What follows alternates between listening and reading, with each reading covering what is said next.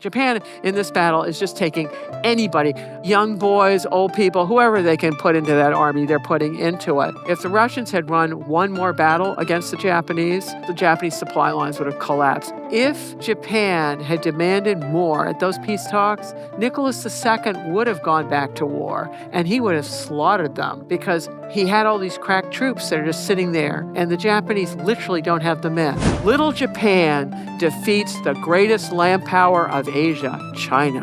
Incredible. This effect on China was far more devastating than the Opium Wars. The Chinese like to talk about these as being rebellions or uprisings. Give me a break. They're civil wars. So I'm going to talk to you today about one of the two great generations in modern Japanese history, and they are the Meiji generation, named after the Meiji emperor here. And that generation transformed Japan into the first and the only non-Western modern power in that period. And the second great generation of modern Japanese is, of course, the post-war generation that transformed their country into a global powerhouse. And I'm going to ask a question, or try to both ask and answer it, is what caused the reversal of the balance of power in Asia in the period that I'm going to talk to you about it. And it's a really consequential question about why these tectonic changes take place in the international system. Because historically, China had always been the dominant civilization in Asia from time immemorial. And then upstart Japan winds up doing things, or China winds up doing things, and it reverses and has profound effects. And it's a very relevant question in our own day when there's an ongoing reversal of the reversal, when China's on the comeback and threatening to put Japan back in its box. So it's really interesting to ask why, how do these things happen? So that's the background of what I'm talking about. But if you think about China back in the day before Japan trounced China in the First Sino-Japanese War, Chinese believe that there's only one civilization, theirs, naturally. And they believed that, of course, it's the best because there's only one. That makes it easier to be the best. But in addition, if you think about all levels of human endeavor, Chinese institutions were imitated throughout the East. It's the richest country on the planet for many, many years. Incredible achievements in science, philosophy, you name it. And also there was another assumption that people didn't make a U-turn on the path to civilization. It's always forward towards Chinese civilization.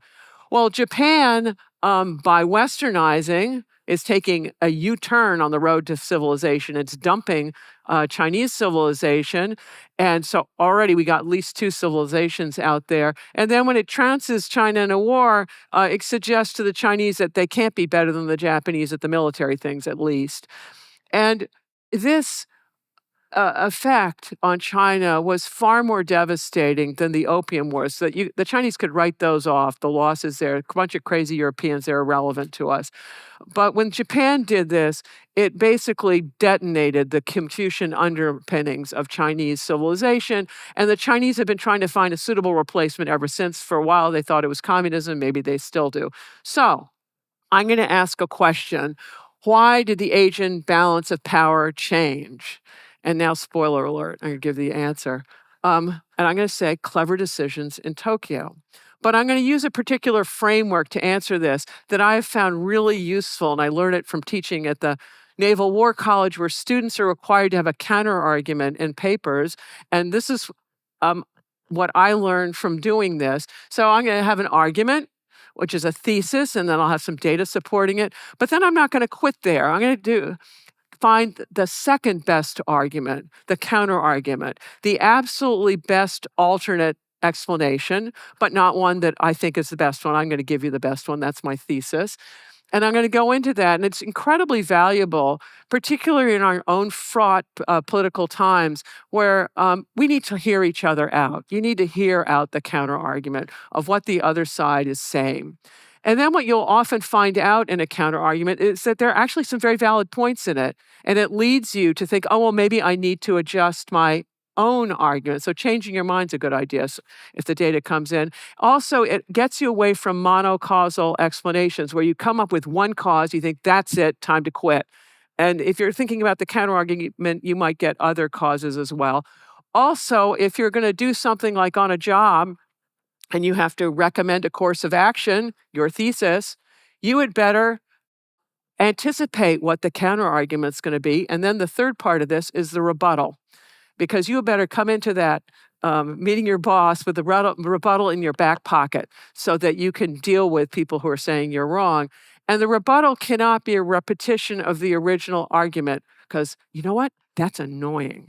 Don't do that. Really annoying. The most effective ones are coming at the problem from a completely different direction, from either argument or counterargument, that then shores up your argument. And my other direction is I got a Sino-Japanese problem and I'm going to come around with a Russia angle. So this is my game plan of what I'm planning to do and the analytical reasons for doing it. Okay, so I have a thesis, which I'm going to give to you when in emails and written work and lectures like this one. You really help people if you explain exactly what you're up to and you do it succinctly at the very beginning. So here it is. The Japanese leaders westernized their institutions. They integrated multiple instruments of national power into a coherent strategy. And then in the Russo-Japanese War, they quit that one exactly at the culminating point of victory for maximum gains. And together, these three things overturned the balance of power in their favor. That's my thesis. Short, sweet. You've got it. Whether you agree with it or not, we will get there. Okay, so now I'm going to go to the first point. First points. You should start with a topic sentence. I'm going to start one. Why am I doing this? These are all signposts to orient you to my argument so that you can absorb it. And also, if you don't like it, you can see very clearly the parts that you don't like, and we can get into a fun conversation. So my topic sentence for the westernization part is Japanese leaders concluded that in order to parry the threat of the Industrial Revolution, of all these imperial powers coming at them, was they needed to westernize their institutions in order to protect their national interests, that this was step one. So that's my topic sentence. Okay. So what's going on? The Industrial Revolution started in England, or Britain more generally, in the late 18th century. It spreads to the continent after the Napoleonic Wars died down at the beginning of the 19th century. By the mid-19th century, it had reached Asia. And it's profoundly disruptive to traditional societies whose traditional security paradigms no longer work when they're facing the weaponry of the industrialized age coming at them. And what the Industrial Revolution does, and why it's so revolutionary, is it produces compounded economic growth. Traditional societies are pretty stable. But when you do compounding economic growth, the difference in power and wealth becomes stark between those who do and those who don't.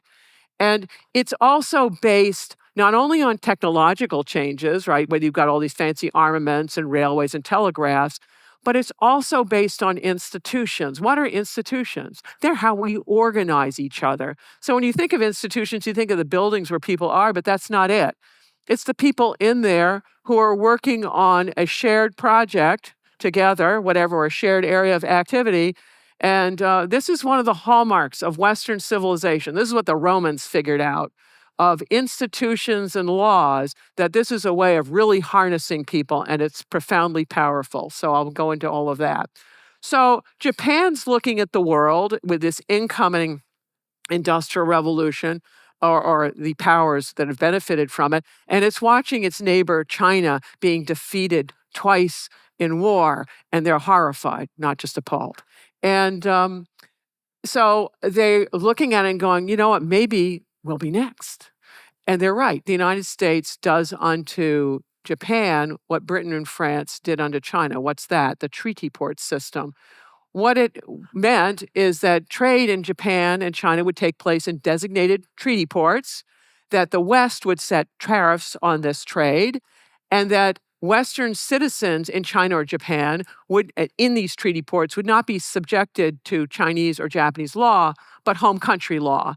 And when Chinese and Japanese citizens were in Europe and the United States, they most certainly were not dealing with home country law. They were dealing with US or Western law. So it was not reciprocal in any way. In addition, each one of these treaties had a most favored nation clause in it, which said the one who's negotiating this treaty, the most favored one, whatever they negotiate will be given to everybody else. So it meant whatever one could negotiate accrued to them all. It meant that China lost sovereignty and Japan lost their sovereignty when these treaties go in. And so the Japanese, unlike China, which fights war after war with these Westerners trying to defeat them militarily and it's unsuccessful, the Japanese say, whoa, whoa, whoa, whoa. We're going to assess what the nature of the problem is. And they sent fact-finding mission after fact-finding mission to Europe primarily, but also the United States. This is just the most famous one, the Iwakura mission, which is off to the west in the United States as well in 1871. And they're studying not only Western military institutions, but a whole array of political, economic, legal, social, educational, the works, to understand the basis for Western power and the problem that is hitting them. And they arrive in Europe at a really interesting time. It's when Otto von Bismarck is just finishing up the Third War of the unification of the Germanic states. And the Japanese think, ooh, this might be quite a model for us. Why? Because Prussia transformed itself over a succession of 3 wars from the weakest of the 5 great European powers to second only to Great Britain. And it did so in part by unifying the Germanic states into modern Germany. And the Japanese are thinking, wow, this might be relevant to us because we're divided up into all these feudal domains that we have just tried to glue together. And what are the lessons to be learned here? And as they're thinking about this and watching what Bismarck is up to, they come upon thinking about institutions and technology. And modernization, I'm going to use the words in the following sense. Modernization means adopting the most state-of-the-art technology, whatever it is, not just military technology, but all manner of technology. And Westernization, the way I'm going to use it, means adopting Westernized institutions. And I don't mean just military institutions, I mean everything, from whether you Westernize your educational institutions or political, whatever it is. And the question is, can you have one without the other? Can you modernize and have all the fancy gadgets and things without having the Westernized institutions that the societies that created these things had? And if you think about it, this dichotomy is still with us. There are a lot of fighters in the Middle East and North Africa who are more than happy to use state-of-the-art technology. But the last thing they want is Westernized institutions. And the Japanese, when they posed this question back in the day, asking whether you can have one without the other, they decided the answer was no. They didn't particularly like Western culture, but they believed that in order to have to not only use and import state-of-the-art technology, but become an independent producer of it, you've got to do some degree of Westernization. So they get home, they set themselves a policy objective, which is to protect Japanese national security and sovereignty in an age of accelerating imperialism. And they come up with a 2-phase grand strategy to do this. It's going to be start with a domestic phase of Westernization, Westernize your institutions. And then they're going to, when they're done with that, they're going to have a foreign policy phase, which is going to be about starting an empire. Why do that? Because they look at all the powers of their day and think, what's a great power look like in those days? Well, it has an empire. So they go, well, we're going to have an empire. All right. This is the domestic phase. These are known as the Meiji reforms in honor of the emperor who reigned in this period. It's between 1869 and 1890. It's a whole generation. And if you look at them, they only 2 of them pertain to the military. There's the draft and then creating the general staff. And then if you look at the 2 that start it all, they start it at the top of the social pyramid with the feudal domains. That's the power brokers of Japan, and they're getting rid of all of those. And then they go right to the bottom of the social pyramid, which is children, and deciding that they need to have compulsory elementary education because they don't believe you can have a modern country, a strong country, without a literate population. But if you look at the rest of these things, You're getting a Bank of Japan. You're going to be having something running your currency and other things. You've got a cabinet, a higher education. You're going to have a professional civil service, constitution, a parliament. You're going to have a court system that looks like a Western court system with laws that look an awful lot like Western laws. As a result of doing all of this, the Westerners had no excuse left for having a treaty port system because this mirrors what's going on in the West. So Britain, which is the precedent setter in these things, the superpower of its day, it renegotiates its treaties with Japan on the basis of juridical equality. And the other powers follow suit and do it. This happens in Japan a half century before China gets rid of its unequal treaties. All right, so domestic phase is over the moment Japan signs that treaty with Britain. The foreign policy phase has to do with Japan believes it needs an empire, and its neighborhood is a mess. China is imploding for various reasons, which I will get to, and Korea is even worse. And China, because it's having a massive civil wars throughout China, can no longer fulfill its suzerain role to stabilize Korea. And the Korean royal house is busy mailing package bombs to each other. I kid you not, they're blowing each other up. What Japan is terribly concerned about is that Russia might try to fill this power vacuum. Why would Japan think that? Well, it's the Trans-Siberian Railway. That Russia decides in 1891 it's going to build a Trans-Siberian Railway. To exactly what? There is no Russian population out there. And Japan understands exactly what it is. It's a bid for empire in Asia, because once Russia completes this thing, it's going to overturn the Asian balance of power because Russia is going to be able to deploy troops where nobody else can. Therefore, treaty revision happens on the 16th of July, 1894. That's when it's signed on the dotted line with Britain. 9 days later, Japan fires the opening shots of the First Sino-Japanese War. And the Japanese fight 3 wars of Russian containment. I'm going to talk about the 2 that went well for them today. The third one's a whole other topic. The first one's the First Sino-Japanese War, when little Japan defeats the greatest land power of Asia, China. Incredible. The second one, which I'll get to a decade later, is the Russo-Japanese War, when the Japanese defeat, spoiler alert, Russia, the greatest land empire of Europe. Amazing that they can do this. And the third one does not go nearly as well. That would be the Second Sino-Japanese War from 1931 to 1945 that morphs into World War II that ruins the Japanese, but it's a different topic. First Sino-Japanese War, to let you know what happened in it. It's comprised of 2 pairs of key battles. There are other battles as well, but this is a good way to understand it. The first battle is at Pyongyang. The Japanese defeat the Chinese army, which takes off and retreats all the way over the border river, which is the Yalu, back into Chinese territory. So Japan has actually achieved its war objective, which was to remove Korea from the Chinese sphere of influence. Battle number 1, they've already done it. And the second battle occurs within the week, the same week in mid-September 1894. It's the Battle of the Yalu, where the Japanese Navy triumphs the Chinese Navy, which, believe it or not, in this day, both countries had state-of-the-art navies. And Japan trounces it and gets command of the sea.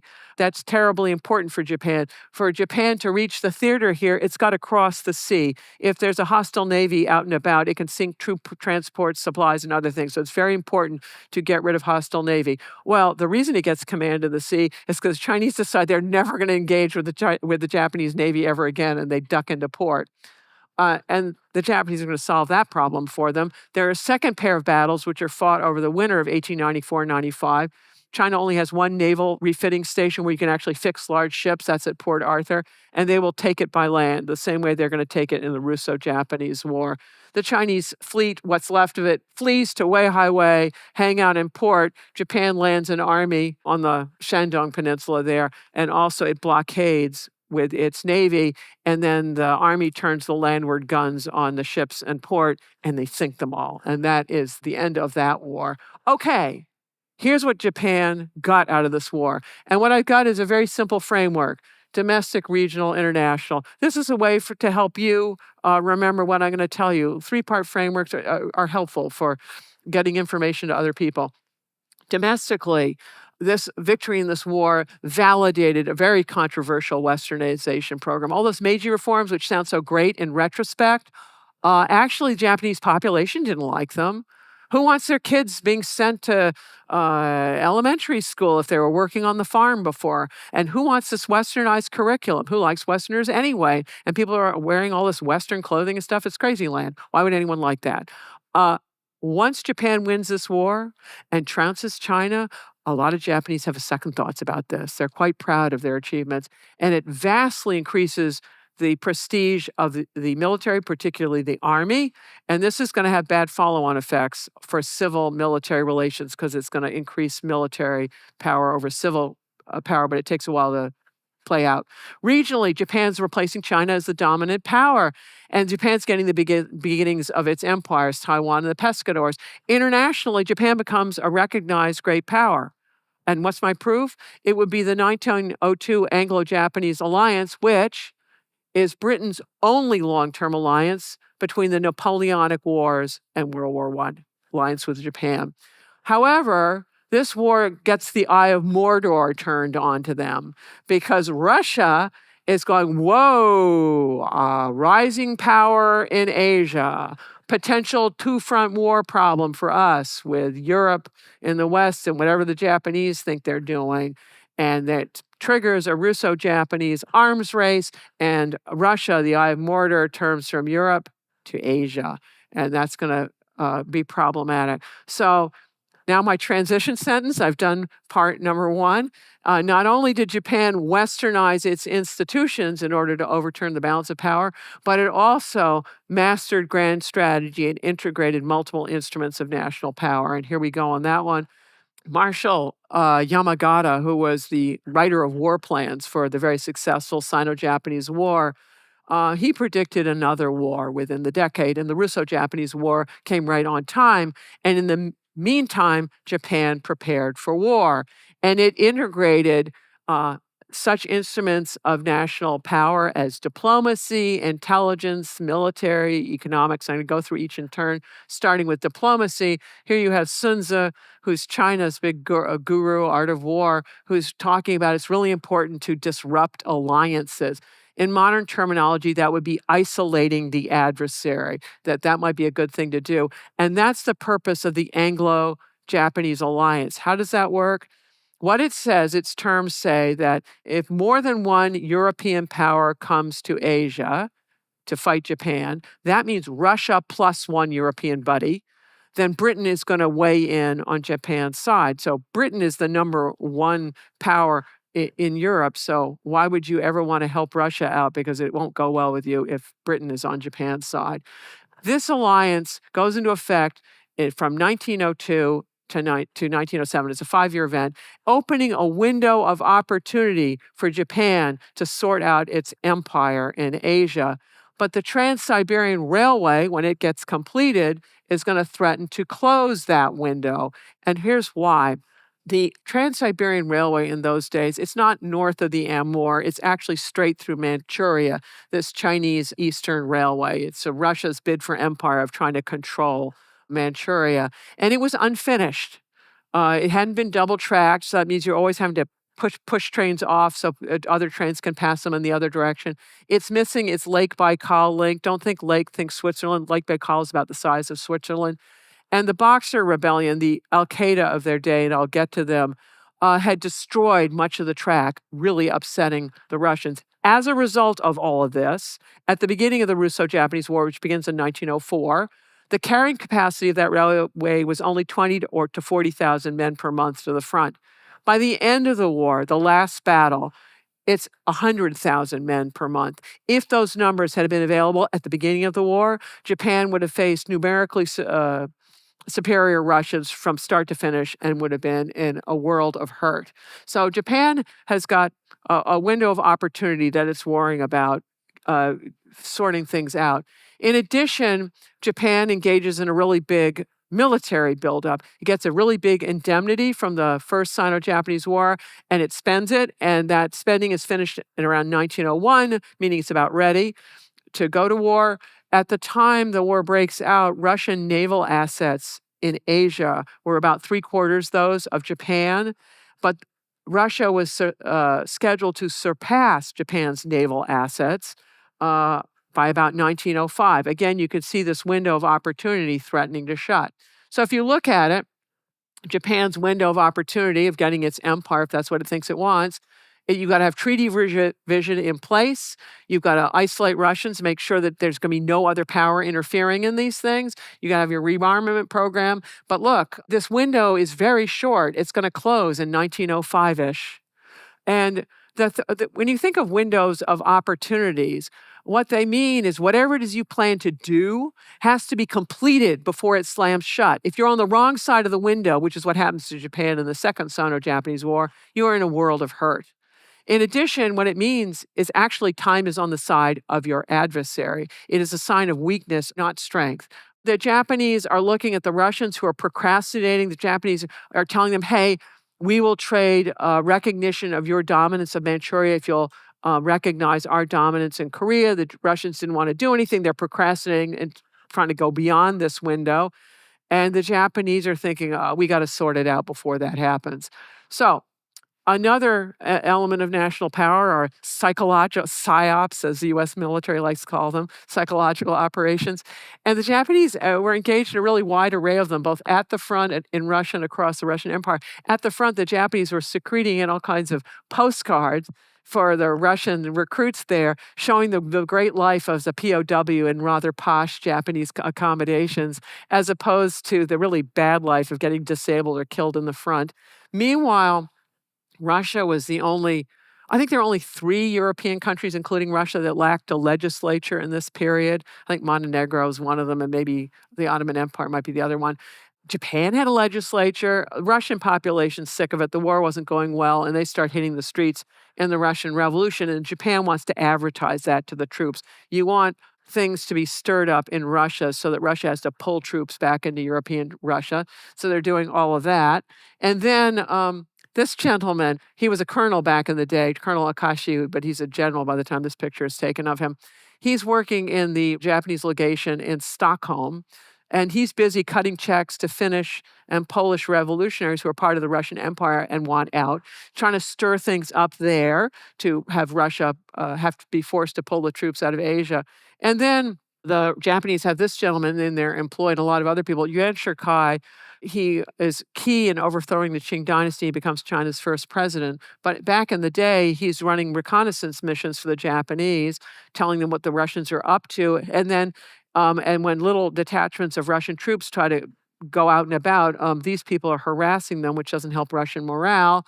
Also, the Japanese are being really good about purchases from Manchurians. They aren't just taking things from people, they're actually paying. So they're triggering an economic boom in Manchuria, which means locals like them. And then the Japanese also figure out how to tap into Russian fleet communications so they know where the Russian fleet is most convenient. So this is the information element of national power. And then there's economics. 2/5 of this war for the Japanese side is paid for with loans. So if they don't get the loans, they can't wage the war. In fact, one of the reasons Russia has to call it quits at the end of the war is when it tries to raise a final loan, it failed. No one will pay for it. But the Japanese loans depend on battlefield success, as do interest rates. So if you are successful in the field, the interest rates go down. So Japan is doing quite well with all of this. So if you sum it all up, you can go the Japanese use diplomacy to isolate their adversary with this UK alliance. They use all these psychological operations to promote revolution and desertions. They're using the military instrument to fund their rearmament, and then they've got the economics going with all of these loans. The U.S. military is really partial to a Reagan-era acronym of DIME, right? You can see here that D is for diplomacy, I is for information, M is for military, E is economics. Sounds like a bad, cheerleading routine. It's inadequate. It may be a place to start. It's cute and all that stuff, but cute does not mean complete. Think about it. One of the most important factors in this war, bar none, certainly for Russia, is railways. I don't see an R in there or anything. So by all means, this is better than only looking at military factors, but it's incomplete. YouTube Shorts have been a really great tool for us for bringing new viewers to our main interviews. For example, if a guest is talking about a historical event, we'll take a snippet of the conversation and then just use the real archival footage to bring it to life. But when they dive into hypothetical situations, that can be hard to visualize. For example, I recently interviewed Stephen Kotkin about Joseph Stalin, and Kotkin started this hypothetical dialogue between two Soviet-era co-conspirators. And I come to you and I say, this Stalin guy, he's wrecking everything. We wanted to feel like you were really there in the room while this was happening. So we generated a picture of a Soviet official, and we prompted Google's Veo 3 to have him say Kotkin's line. This Stalin guy, he's wrecking everything. This was literally a one-shot, and it handled everything perfectly, including the pause. So we edited the video in and lip-synced it to Kotkin's line. And I come to you and I say, this Stalin guy, he's wrecking everything. We got to take him down. Try Veo 3 on the Gemini app with Google's AI Pro plan, or get the highest access with the Ultra plan. Sign up at gemini.google. Okay, back to Sarah. So I've talked about Japan's westernization, and I've talked about its mastery of grand strategy, and now here's my third reason of how they overturn the balance of power. And it has to do with pegging the culminating point of victory in the Russo-Japanese War. And now for a commercial break, I'm going to give you some terminology, which are culminating point of attack, culminating point of victory. They're different. Culminating point of attack is an operational term. If you do not reach your culminating point of attack, it means you could have gone further. And it applies, the culminating point of attack applies to a single battle or a set of battles, which would be called a campaign. So if you don't go far enough in your battle, you could have taken more territory, whatever it was you were after. If you go too far, so imagine you're going deep into whatever territory it is, your lines are ever more extended, your enemy's lines are probably being shortened, your supply problems are getting worse, theirs might be getting better. If you go way too far, your enemy will launch a counterattack that will send you much further backwards than if you'd been a little more cautious about how far you went. So that's an operational term. The strategic term is culminating point of victory, and it concerns the objective for which the war was fought. Japan's fighting this war in order to protect its sovereignty, become a great power to do that. If you don't go far enough and if you don't reach your culminating point, you could have gotten greater winnings. If you go too far, typically what will happen is you will trigger a third-party intervention. And what may have been feasible before that third party joined the party may no longer be. So this is the point of the terminology. Oh, commercial break is over, and let's get going on the Russo-Japanese War. Here's a nice map of it. So it starts out with a Japanese surprise attack on Port Arthur, Lushun, modern name, I'm using a traditional name. It's on the Liaodong Peninsula. This is the main Russian base. The Japanese have to get those ships in base and sink them even better because their supply lines are in danger if that Navy's out and about. Simultaneously, they land an army in Korea that's going to go northwest into Manchuria. And if you look at the railway line, it goes Port Arthur all the way to Harbin up there. That's the east-west junction of the Trans-Siberian Railway. In those days, that's the Chinese Eastern Railway. And I've only listed a couple of the major battles, but basically, it's going up the railway system from Port Arthur upward. And you got the Liaoyang and Mukden. And Japan has got only 4 armies until the very end of the war when it gets a 5th. And one army, as long as Port Arthur has ships in it, it has to be stuck there besieging it. And Japan's theory of victory in this thing is to have an annihilating battle. That's what Bismarck had done to the French in the Battle of Sedan. And so the Japanese really need to get that army out of Port Arthur so that it can concentrate on these other battles. What happens is Russia keeps losing the battles, but it has an orderly retreat moving ever further northward, extending Japanese lines. So that's an overview of how the war goes so you can orient the rest of the conversation here. If you look at the invasion routes that Japan uses in the First Sino-Japanese War and the Russo-Japanese War, they're remarkably similar because guess what? The geography hasn't changed. And so if you want to send an army in to desired locations, it may well have to take similar routes. And the British, the French, the Americans, Japanese had studied very carefully the First Sino-Japanese War. But apparently the Russians didn't waste their time on it because here's what's up. If the Russians had studied it carefully, they would have known the Yalu River is lethal to send an army across that if there's an army waiting for it on the other side. The Russians also would have realized that this Feng Shui Pass and the Motian Pass, Motian means literally scratch the skies, that if you're prepared there, you're going to ruin an army coming through. Of course, the Russians aren't prepared there. And then they also would have known that the Liaodong Peninsula, it has a very narrow neck. If you cut the narrow neck, which is right where Dalny is, a big commercial port, you're going to get that port, which is connected to the railway, and you're going to be able to supply your armies going right up north. In addition, it means you're probably going to get Port Arthur, the big naval base, as well, because it's basically been turned into an island, and you'll probably get that. So the Russians should have figured out that but they didn't. The Japanese literally blast through these locations. And here is the key to reducing the fleet in Port Arthur. Since the Russians wouldn't sortie, they're just sticking in harbor. So the Japanese have to figure out a way to do it. Here's how it works. They have to get a bunch of these 11-inch howitzers in place. Japan didn't own many of these. They're really heavy. It's really hard to transport them with horses and things. They've got to put them behind the hills in Port Arthur.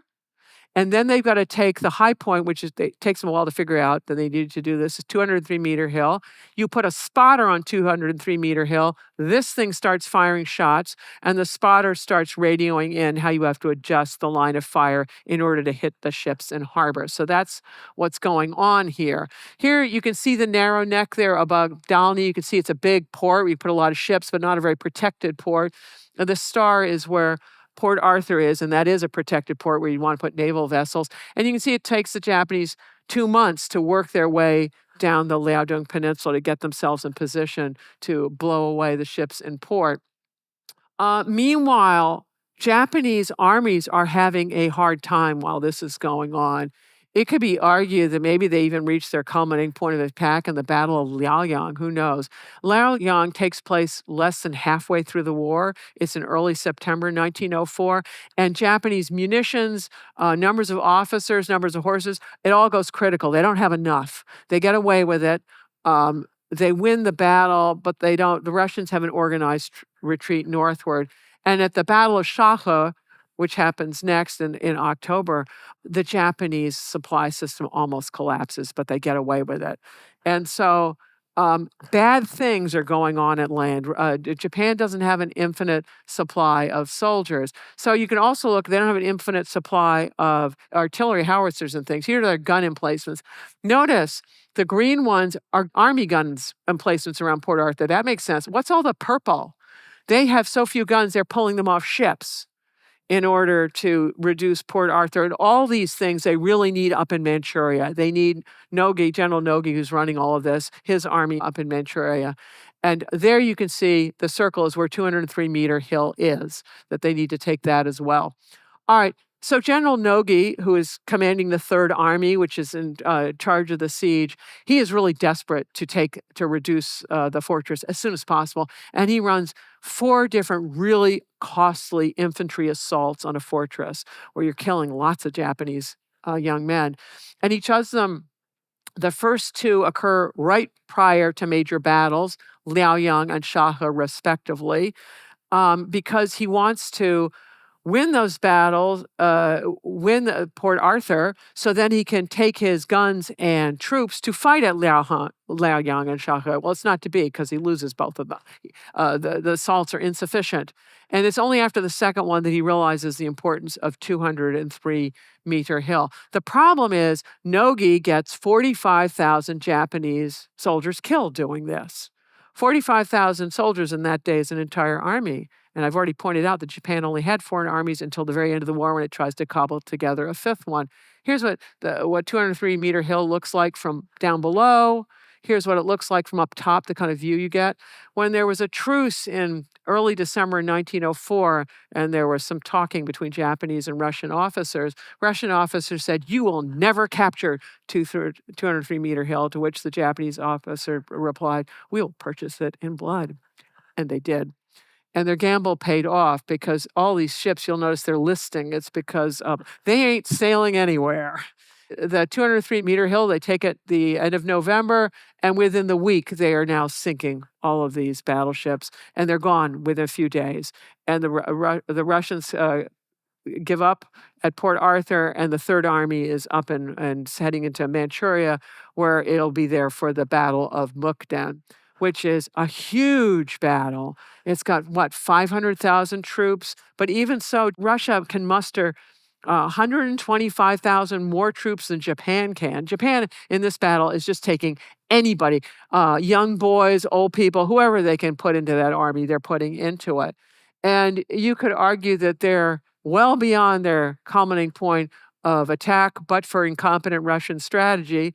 If the Russians had run one more battle against the Japanese, their Japanese supply lines would have collapsed, and it's unclear how far down the Liaodong Peninsula they would have had to retreat.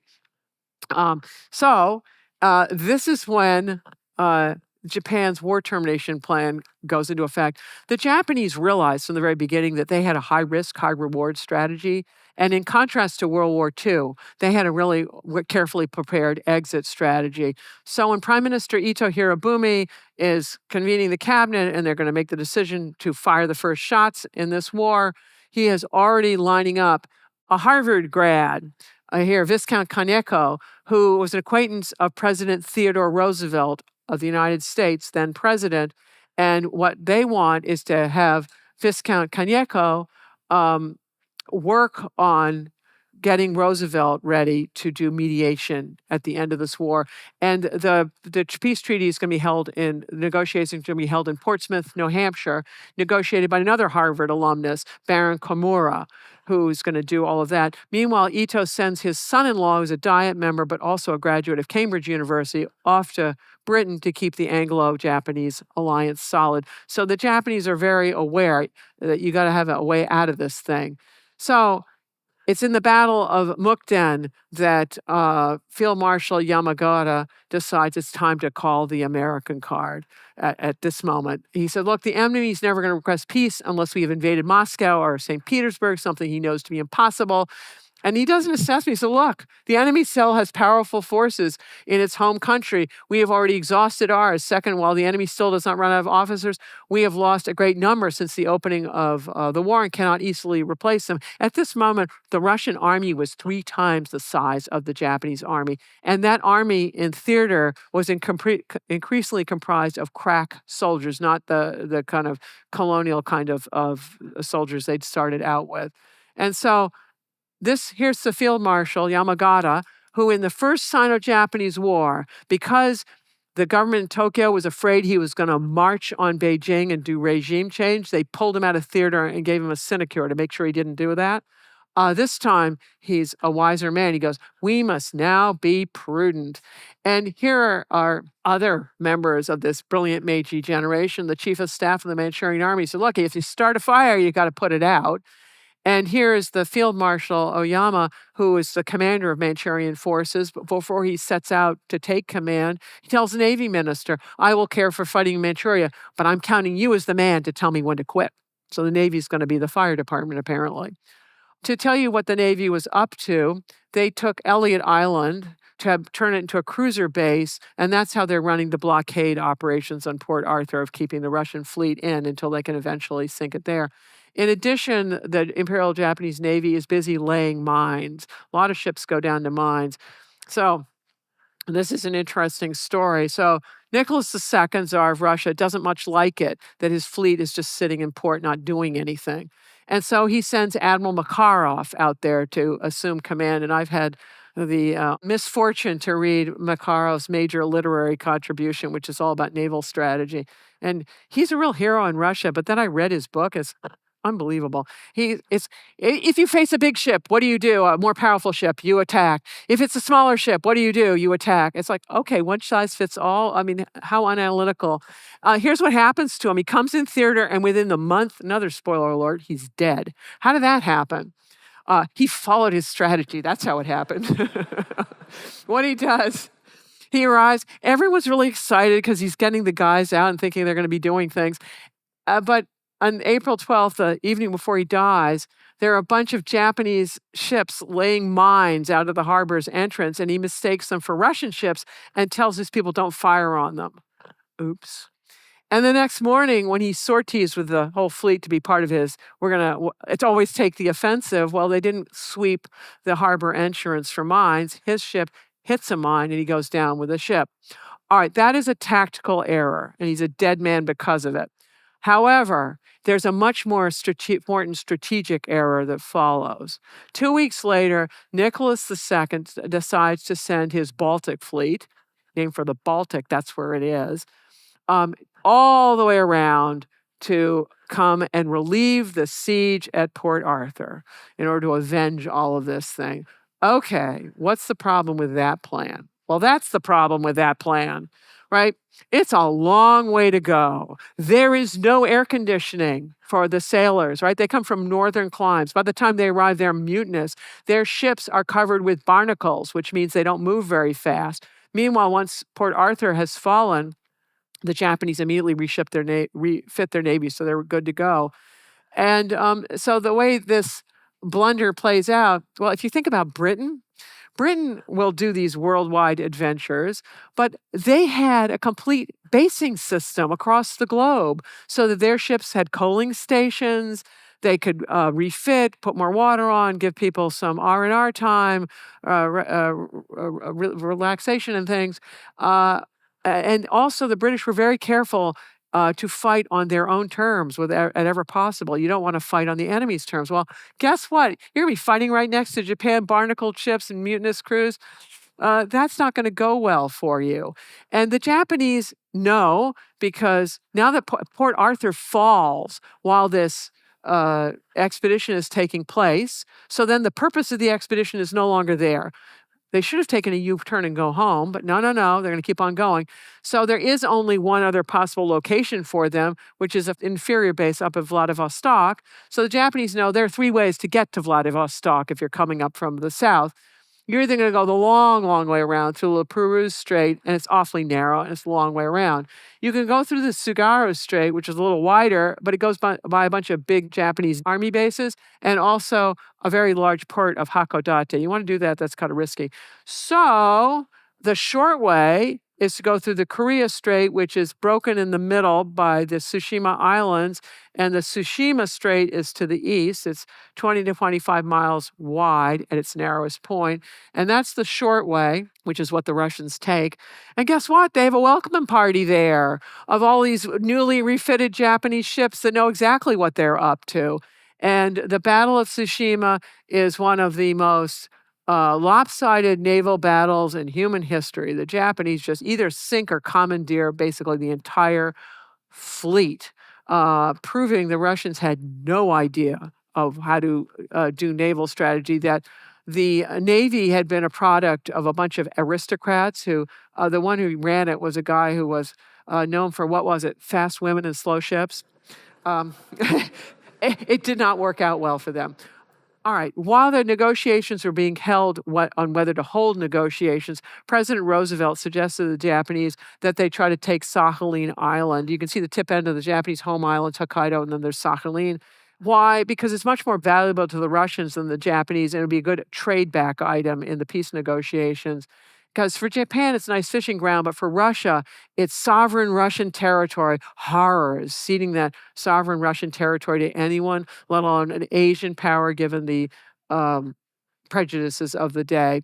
All right, to sum up what Japan got out of this war, it got its immediate war objective, Russian troop withdrawal from Manchuria. That's what they wanted. And they get this Japanese sphere of influence in Korea. That's what they wanted. But remember at the very beginning, they wanted to trade Japanese predominance in Korea for Russian predominance in Manchuria. Whoa, well, let's look what they really got. They got the southern half of Sakhalin Island, Russian territory. They got southern Manchuria, and it's actually arguably the valuable half, the southern half, because that has Port Arthur and Dalny and all the railways that Russians had invested there. And then it confirms the outcome of the first Sino-Japanese War, that Japan is indeed the dominant power of Asia. So I rest my case. Japan did it. Smart decisions in Japan is what overturned the balance of power in Asia. Okay, but I promised you a counter argument. What would a smart person say who disagrees with me? And here's a perfectly good counter argument, which would say, yeah, it's great you think the Japanese are so clever, but actually China faced a perfect storm of catastrophes.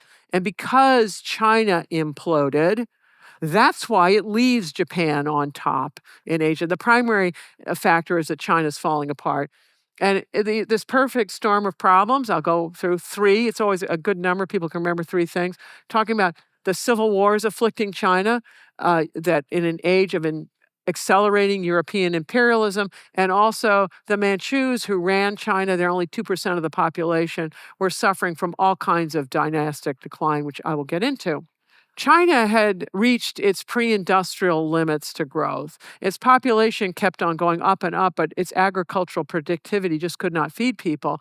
And so people are trying to farm really marginal lands. Either they're too vertical, or they don't have reliable rainfall, and you're getting massive soil erosion doing these things, and you're also getting a lot of famines.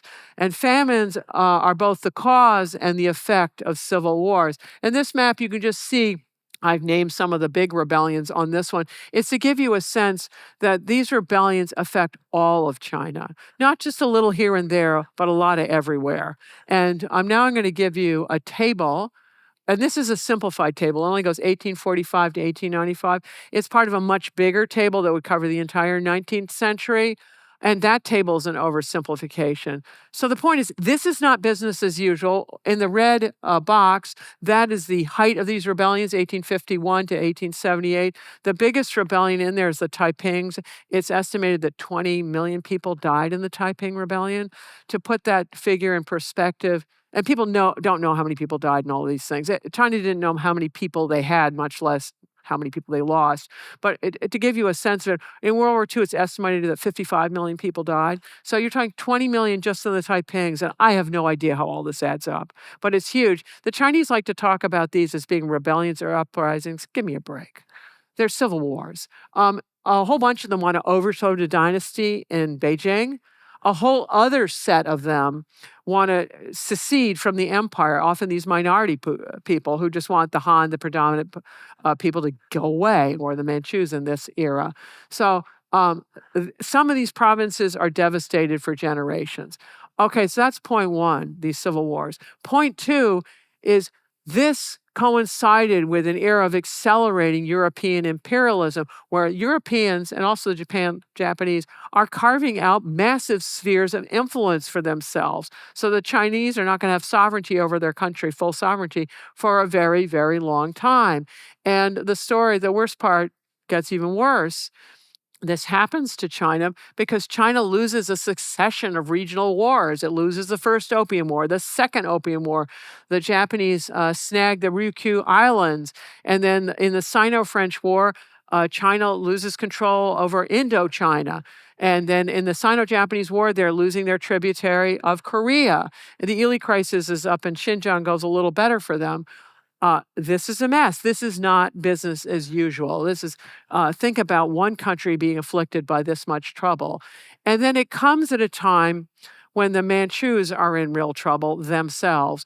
They had ridden to power on these fabulous cavalries and in tremendous operational success for people who are only 2% of the population that they dominate, and they transform China into the richest polity around the globe by the 18th century. But here's the problem with their tremendous success in their military campaigns. They're overextending China financially. Inside the round circle there, that's China proper. These are the core provinces of China that produce all the income. But the Manchus came in from Manchuria up there, but they also take Mongolia, Xinjiang, and Tibet. The areas that cost, not Manchuria so much, but the other ones, they cost a lot of garrisoning. It costs a lot of money to garrison these places. And so it looks like a great success, but it's going to have problems later on. And then here's what happens to the Manchu emperors. They no longer ride at the head of their armies. The Qianlong emperor, who's considered to be, who ruled at the height of the dynasty, what's he spending his money on? All sorts of interesting architectural programs, and that's why people think he's great, builds beautiful things. But these emperors are isolated, they don't have command experience, expensive spending habits, and then it gets better. So they got all these tributaries. Some of their tributaries produce really high quality opium. And the emperors decide they want to sample the goods. And the people who are preparing it for them also want to sample the goods. And then the Manchu banner forces, that are the Praetorian Guard of the Manchus, are also sampling the goods. And then you go, why are the last Qing emperors incapable of producing offspring, or have hardly any? Because they got huge harems. So what's their problem? Well, if you're really totally high on drugs, you can ruin yourself. And so that is what goes on. No wonder they're losing these wars if some of your key thinkers are not thinking very clearly. So the counter argument to my argument says, look, it's nonsense. The Japanese may have been really clever, but this is the real big event. Is this massive series of civil wars, European imperialism, and the collapse of Manchu minority rule. That would be the real thing. Now, if I leave my argument here, I've just shot myself in the foot because I've just decimated my original argument with a pretty good counter argument, and that would be bad. That would hurt. So you need to do a rebuttal. And it's really good to come from an unexpected direction. So I'm going to try my direction, which is going to be Russia, and say, look, Russia is the catalyst. It's taking advantage of the collapse of China, and it's going to catalyze things in a way that Japan is going to leverage, and it's going to be Japan leveraging these things that proves that smart decisions in Tokyo answers the question. So what's going on with Russia? Russia has always tries to expand its territory. It is today the largest country on the planet. Why they need more territory, nobody knows. But that's what they're after. And in these days, what they're taking are those two large areas. And by the time the Bolsheviks finish working their magic, Russians have taken from the Chinese sphere of influences. The Bolsheviks are beyond today, but it gives you a sense. They took more territory from Chinese sphere of influence than the United States east of the Mississippi. There's a lot of territory. But in this day, while the Opium Wars are going on, and while the Taiping and Yen rebellions, the two big ones, are happening simultaneously, the Russians go to the Qing and say, hey, we'll deal with those foreigners for you. We'll be an intermediary, but just sign on the dotted line for these treaties, giving us all this land. And the Chinese were vague on geography, and they didn't believe in treaties. They thought they'd get it back later. So Russia gets all this stuff, does exactly nothing because we know about the treaty port system, and the British and French got all of it, and Russia got this stuff too. Once Russia gets this stuff, that's why they want the railway, because they want to integrate it in there. So the Trans-Siberian Railway is the blue thing, but understand that the blue part that's above the green part, that wasn't built until World War I. Russia builds the green part, which is the Chinese Eastern Railway, the name of it, in order to stake out its plans for empire. And also notice it wants the warm water port, that's the orange part going down to Port Arthur, because Vladivostok, prior to the age of icebreakers, is frozen solid several months of the year. So Russia's building these railways, save on construction costs, is more direct, going straight across Manchuria, contain Japan, stake out its claim to Manchuria. The Japanese get it, right? Well, that was earlier in this lecture. They see this coming and they don't like it. And then, in addition, what's going on, the Chinese don't particularly like all the imperialists messing with their country. And so the Boxers is another rebellion. And these folks want all Westerners out of China, and they want to kill any stragglers. And they're all over China, they go into Manchuria, and the Russians send 100,000 troops, far more than any of the European powers, or even Japan sends a lot to the rest of China to defeat the Boxers, which they do. And then the other Westerners and Japan remove their troops. Russia doesn't. And this is the thing that gets Japan's attention, because Russia's got 100,000 troops in Manchuria that won't leave. And that's when Japan is sick of Russia procrastinating, and we're going to wind up getting into the Russo-Japanese War. So guess what? We're back to my original explanation, right? The Japanese finessed all of this, and they wind up on top. And it's by being very thoughtful in their grand strategy that they reverse the balance of power. So I'm going to end this thing with General Nogi. General Nogi is the one who oversaw the 4 assaults on Port Arthur. He lost both of his sons in this war, one in the Battle of Nanshan, which is down the Liaodong Peninsula, and then his favorite, under his command in Port Arthur. When the war was over, he asked the Meiji Emperor if he could commit ritual suicide, and the emperor said no. So when the Meiji Emperor died, he and his wife did. And this poem helps explain why. Imperial troops, 1 million strong, conquered an arrogant enemy, but siege and field warfare left a mountain of corpses. Ashamed, what face can I show to old parents? How many men have returned this day of triumphal song? Wars bring much sorrow. And so I leave you with that. And thank you very much for your attention. I loved this lecture especially, and this topic especially, because it's about a conflict that many of us weren't educated on, but adds context to the other ones, which are obviously super famous, like World War II, adds context to the development of these powers, which are the most powerful in Asia. So I'm not going to keep wasting time. I just want to jump into asking you a bunch of questions about this. Okay. One way you can explain Russia's loss here is that Japan had better tactics. And so given the fact that they had deployed similar amounts of men to the front, Japan with their better tactics was able to win in these different battles. But maybe the more important thing to explain is why Russia didn't deploy more men, or didn't deploy its greater resources. Russia's population is over 130 million people at this point. Japan's is 47 million or so. Well, you might say it's the Trans-Siberian Railway isn't completed by this point. But in 1905, it actually is complete. And so Russia could have continued the war. It has all these fresh troops it could send. So then the question is, why didn't they have the same will to, or the same ability to muster resources, their massive resources that Japan brought to bear? Well, one is the railway is a bottleneck. Japan's starting the war deliberately while that bottleneck is bottled. So that's one factor. Russia has massive troops. Also, the Russians are arrogant, right? They think Japanese. Initially, the Russians think they're going to do regime change in Tokyo. That's their plan. How they plan to get to Tokyo is a mystery, but never mind. And so they don't realize what they need. It's a fairly common problem in wars, is gross underestimation of the other side, right? That's what's going on in Ukraine right now. Putin missed that one. He's not the only one, right? Hitler underestimated the Russians in World War II. And then you go, well, what's going on with Japan? And it had those Meiji reforms, they have an educated population. Russia's soldiers are a bunch of illiterates. And the Russian soldiers are going, what? Why are we fighting in Manchuria? Tell me precisely why I'm here getting killed. The Russian soldiers had no buy-in.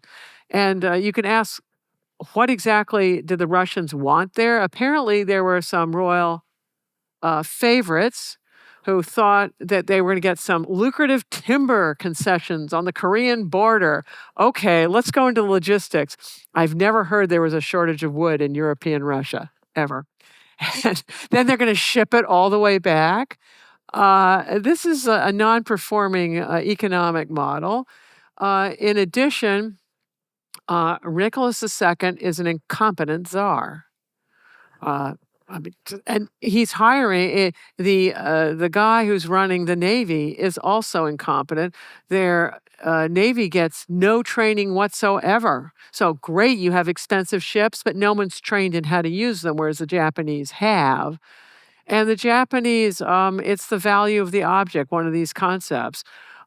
How valuable is it to win for Japan versus Russia? Well, for Russia, it's already the biggest country in the planet, and there's nothing really that exciting out in Asia from their point of view. Maybe for Nicholas, because he wants to be a great czar and add to the empire, that would be a nice thing. But when the Germans come after him in World War II, World War I think he's going to care about the other things more. So that's one. For the Japanese, rightly or wrongly, their government and educated people consider it existential. And they're looking at China going, that's our future if we don't fix things. And they're thinking the solution for Japan is empire, because in those days, that seemed to be the way powerful countries ran things. So it's a combination of legitimate logistical bottlenecks. Japan is, since they're going to be starting this thing, massive preparations. The Russians aren't planning to fight this thing. They're thinking that I determine when the war begin, whether wars begin or end. Excuse me, they don't. So I guess you're saying Russia doesn't care about this conflict as much as- Russians, Tsar Nicholas might, but his population is fighting it. So then he doesn't have the state capacity to mobilize his. Oh, that's the whole problem with as much? Russia. Okay. This is the power of institutions. Japan clearly can mobilize. Boy, is it doing well with the loans and all sorts of things. Right. It's using these institutions. Whereas Russia, remember, it doesn't have a legislature. The Tsar doesn't have a cabinet in the sense he has ministers, but they don't ever show up at his house at the same time to sit around a table. He's just doing them one at a time. And then the Romanov family have lots of first cousins, right? Everybody's having lots of kids, and so you got a million first cousins, and they are all deployed throughout the ministries, basically being the spy system for the Romanov family of what's going on. Are any of these nice rich boys particularly competent? No. I want to understand. World War I, they are able to mobilize many more men.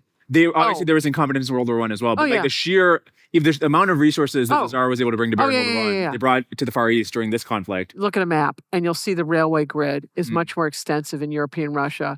And this is where Count Sergei Witte, their finest minister of the late Tsarist period, he's the one who's trying to do his version of a Meiji restoration in his purview, which is the finance ministry, financing all these railways. So there are many more railways. And this is where Russia's population is. This is where their historical security threats come from. And Russians can get on board with protecting European borders. Once the Trans-Siberian Railway is finished in 1905, it's the part through Manchuria. It's not the one that goes on their side of the boundary is not completed until World War I. I'm excited to announce my new sponsor, Hudson River Trading. They're a quant firm that accounts for around 15% of all U.S. equities trading volume. And almost all of this trading goes through their deep learning models. But predicting market movements is just insanely hard. You have to deal with imperfect information, all kinds of heterogeneous data with minuscule signal-to-noise ratios and impossibly tight latency constraints. And if this weren't enough, you're in this arms race against some of the smartest people in the world who are continuously training their models against the data that you output. Because of this, HRT has built their internal AI team like a frontier lab. They've aggregated trillions of tokens of market data across every asset class and invested in a massive cluster of B200s. And they've built up an exceptional team of researchers to do fundamental ML research.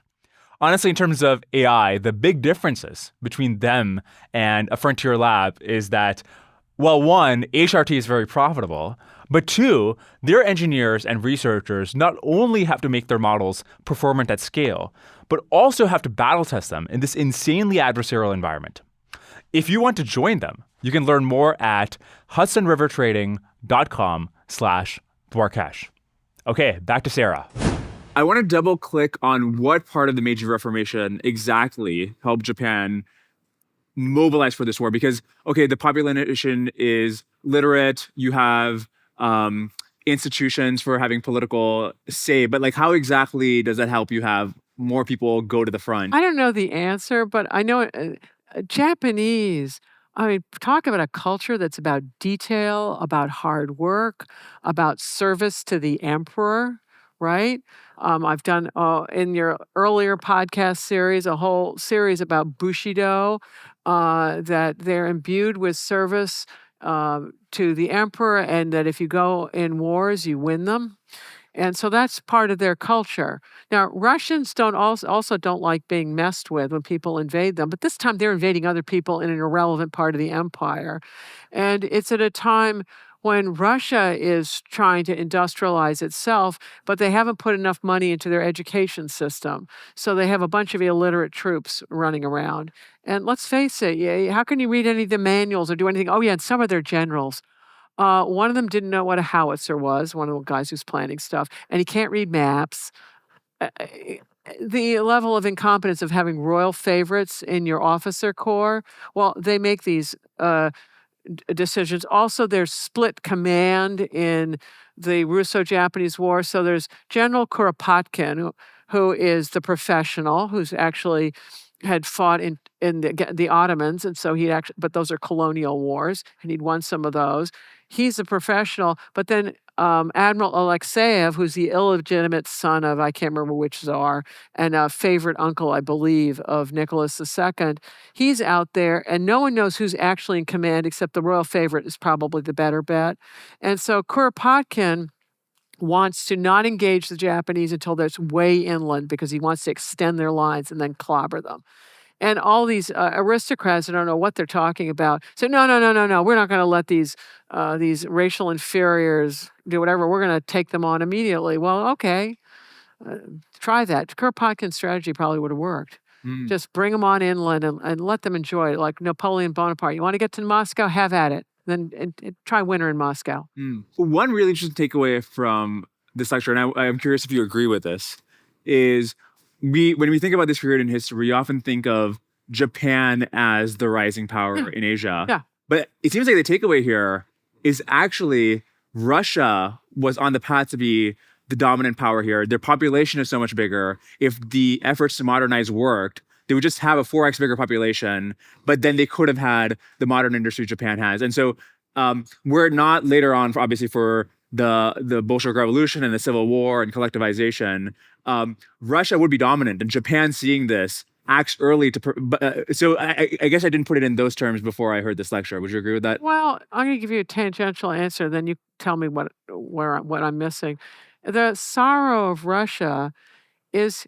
Here they have this incredible land, natural resources in the works, and they're really hung up on empire, on having lots of territory, and they live in a difficult neighborhood. Witte is telling Nicholas, forget about the Asian adventures. We need to build more railways in European Russia. And he was right, because if they could have mobilized better in World War I, you might get some different outcomes. Also, you might have avoided the food riots in St. Petersburg, which is what topples the Romanov dynasty. If you'd actually provided enough food to St. Petersburg, maybe you don't have those riots because you have the railways running and things. And so Russia is a story of misinvestment. Look at it today.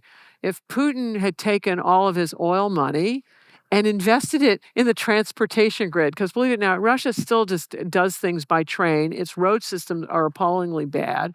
And if Russia actually cleaned up its legal system, which under the czars it hadn't done either, everything is always royal monopolies. If they had cleaned up these things to allow individuals to make their own investments and make money, it'd be a completely different story. But czars couldn't stand merchants. Communists hated them even more. And cultural differences. And then the Russians aren't known for being meticulous and hardworking the way Japanese are. Russians are known to be hard drinkers, right? And they're also known for being brutal. Let me take another different stab at your thesis. Go for it. So it's not Japan's strategic brilliance, which mainly explains why they won the war, but rather the fact that Russia could have kept going even after the Baltic fleet is sunk, even after they've lost in Mukden. But what changes is in 1905, you have this massive peasant revolution. You have mass strikes in the cities. You have Bloody Sunday in January. So the Tsar's government almost collapses to the point that he has to at least give the perception of instituting major reforms. Unclear whether it's going to collapse. this is maybe a tangent, but when I had Stephen Kotkin, the Stalin biographer, you on, might know more about it. so it was Japan cannot be claim credit for the fact that there was these long-standing issues in Russia which almost brought down the government in 1905. This was a lucky break that they got, which forced Russia and the Tsar to reallocate their efforts from the fight. It's a good argument. He might be right. This is why I think we'll never get definitive answers because you'd have to be in Nicholas II's brain, right? It's an autocracy. What he decides matters. I dare say if he had been Peter the Great, the guy who tortured his only son to death and has suffered numerous setbacks, I doubt that he would have had any problems dealing with rioting Russians. He would have figured out who are loyal units and then just blow away whatever's getting in his way. And he would have done his next battle. And then when he won that battle, the Russian Revolution would have gone away because they would have gone, see, we did it. We got these people. So, but it's Kotkin's argument is a very good one. But to me, it's Nicholas II's incompetent leadership is the bigger thing. And then you're arguing about how important is the rebellion and how deep rooted it is. And you'll never know, right, what this Kotkin can be absolutely right. And I think this is a reason, one of the reasons I gave the counter argument is to get used to understanding ambiguity and appreciating that other people could be right and you may not know. Mm-hmm. So. And to be clear, I'm not sure if that's I don't want to put words in Kotkin's mouth, so I'll just put them in my mouth. I won't blame him for any errors I make. Okay, another thing that I think is super interesting in this period is it potentially helps explain why Japan thought that Pearl Harbor might work. Because superficially, these two situations seem similar. In both cases, you begin with this imminent threat that an adversary of yours is going to gain massive military leverage over you. So in the 1905 war with Russia, it's that the Trans-Siberian Railroad would be finished. In World War II, it's the worry that after Japan invades French Indochina, America does an oil embargo in Japan that gives them 1 to 2 years of oil runway before their entire empire collapses and grinds to a halt without oil. So there's this worry that they have to act now, otherwise they're about to lose their leverage. And then there's this initial surprise attack, so Port Arthur in 1904, and then obviously Pearl Harbor. And even if you look at other battles like Midway and Mukden, we'll have this sort of annihilating battle where we will expend our blood and just push them back. Curious to get your take on this interpretation. One of them is, in both cases, Japan's seeing a window of opportunity that I got to operate in this window and get it over with. And it works out. If you're doing that, that's a high-risk strategy. They get away with it.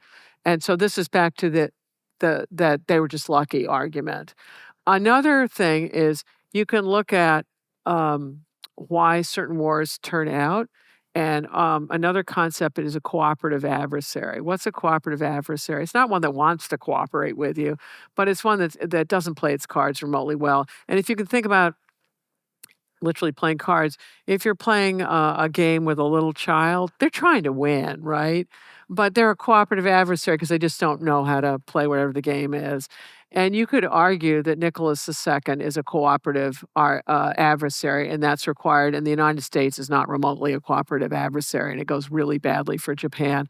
And then it's also, there's another piece, which is when you run one successful war, quite often you think it was easier than it actually was and less risky than it actually was. Like this country does Gulf War, where the Allies pay for the whole thing.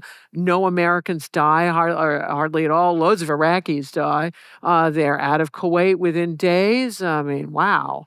And then people are complaining we should have marched on to Baghdad. Well, okay, we did that. That didn't work out so well. But then after you do one of these things and you think you're good to go, and in Japan's case, between the two Sino-Japanese War and the Russo-Japanese War, it shifted the balance of civil and military power in Japan. And people thought that it's the military officers that did the right thing and that the diplomats lost the peace. In the Russo-Japanese War, they're saying we didn't get a big indemnity like as we did in the last war. Well, you're getting the whole Russian railway system. That's an indemnity in kind, but that's not what they're seeing. So it shifts the balance of power. And then in addition, this Meiji generation, the prime civil leader, Ito Hirobumi, is assassinated by a Korean revolutionary because the Koreans don't much like Japanese in their empire. So he dies, oh gosh, it's a decade plus before Yamagata does. And so that gives Yamagata and military friends another decade to insinuate the roots of military institutions, and civil institutions are not being built. And then you can go, well, look at the Japanese, they're incompetent because their institution building was inadequate.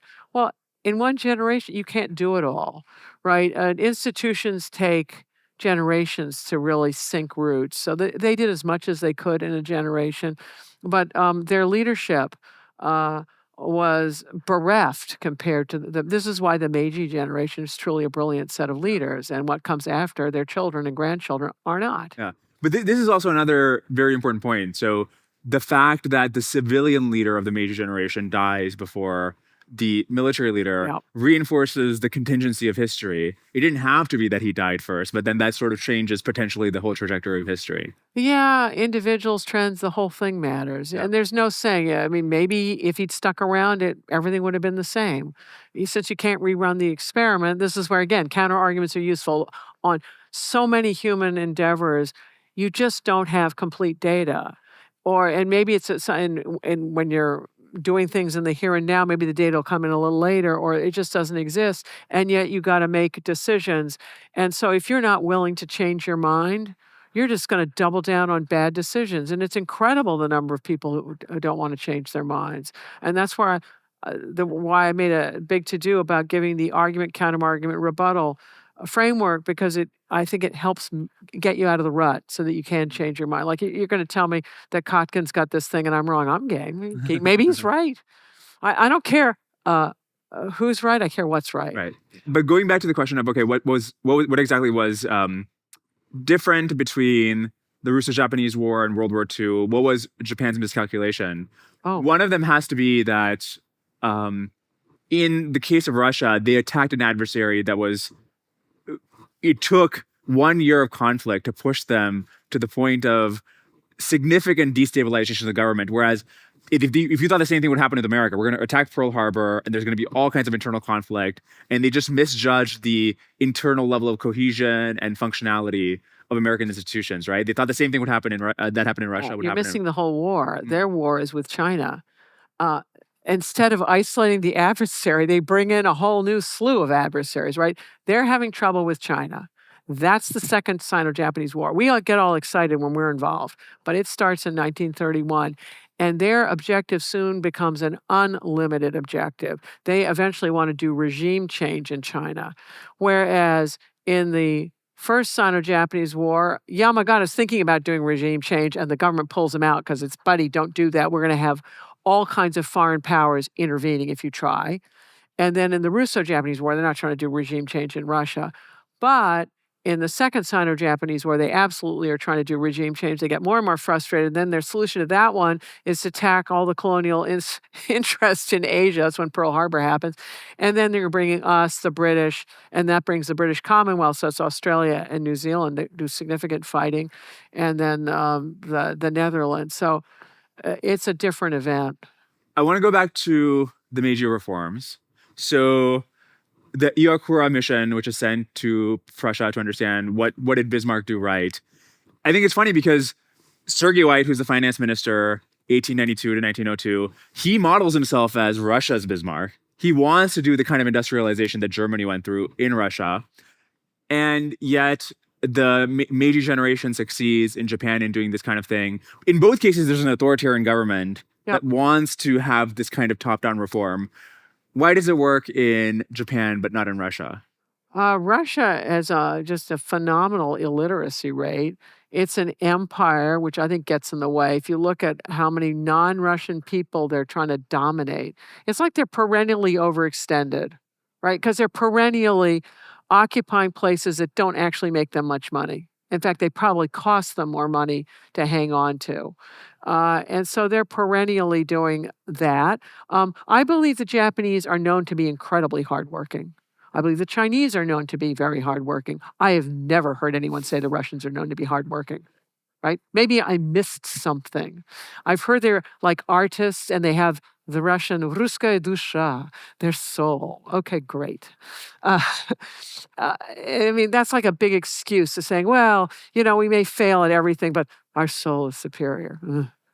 So I think there are these other things that are at work. And in Germany, it's the center of Europe. It's a highly developed place. It already has high levels of literacy. There's a lot more to work with in Germany, and it already has a better infrastructure. For Russia, it's huge when you're trying to build railway systems, just enormous. And think about Trans-Siberian. If you just took all that track, just length, and put it all over European Russia, you really have something there. Yeah. Okay, so this is a quote from Sun Yat-sen, who was the first and short-lived leader of the Chinese Republic in 1912. He says, quote, "We regarded the Russian defeat by Japan as a defeat of the West by the East. We regarded the Japanese victory as our own victory." Now, we know that just 10 years prior, China and Japan had fought a war together. We know that in 20 years, there's going to be a brutal invasion of China by Japan, where millions of Chinese will die. So help me understand why during this period, at least to Chinese revolutionaries and reformers, it seems like Japan is the power to emulate. All right. Well, first of all, he's the founding father of modern China. It's one of the few things that the Taiwanese and the PRC agree on, that he's the founding father of modern China, and it's positive what they think about him. Remember when I told you on the Russo-Japanese War how they're paying for everything in Manchuria? That the Chinese actually thought that it would be a good thing. Also, understand when the Manchus lose, it's in Chinese, the war is called the Qing Japanese War. Manchu Japanese War. So the Japanese are defeating the Manchus, who you may not particularly like if you're a Han nationalist. So you can relate to that. And the Japanese were not, they got in and out of that thing. And I think that's the key. And the really, really, really ugly, brutal stuff is going to happen in the Second Sino-Japanese War, where the Japanese do things that are unforgivable. The problem for the First Sino-Japanese War is it's detonating Confucianism. And so what's it going to replace that with? Sun Yat-sen is going to do nationalism and work it that way. But I think that's the big answer. But you're quite right that as things went on, as it sinks in, that Japan is the dominant player in Asia, because first you have a war, and that's happened, but you're focusing on all your civil wars and other stuff, and it hasn't sunk in that this is not an exception. It's going to go on for a century. I suspect that it's gradual for the Chinese to get really upset about Japanese in particular, and it's what they do in the Second Sino-Japanese War. It's unbelievable because when they start losing, they get brutal. Yeah. Yeah. Something that wasn't emphasized in the lecture, but seems quite important to explaining why Japan was able to be so dominant in this period is, despite the fact that it has a much smaller population than so China this time is 450 million people, Russia is 130 million. What's going on in Japan? Major reforms. What specifically are they enabling? And if you look at the fraction of GDP that China is spending on defense, the country sort of imploded, so it's like less than 1%. Russia is also not spending nearly as much of its output on defense. Japan in the preceding 10 years is spending 5% of output on defense, and in 1904 is spending 10% of output on defense. And so that ability to marshal, and it's a smaller place, but you can marshal resources. You can marshal the whole towards this defense effort. Seems like very important to understand. It is, but there's another piece.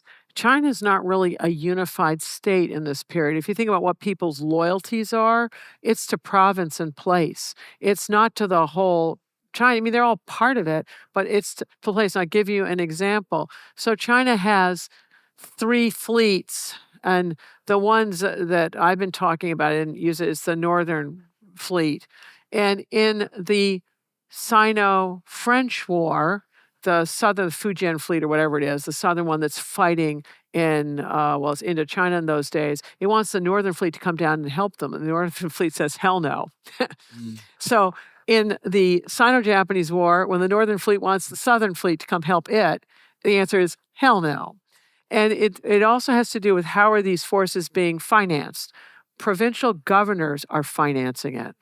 And so they want to use these forces for province. They don't want to send it out of province.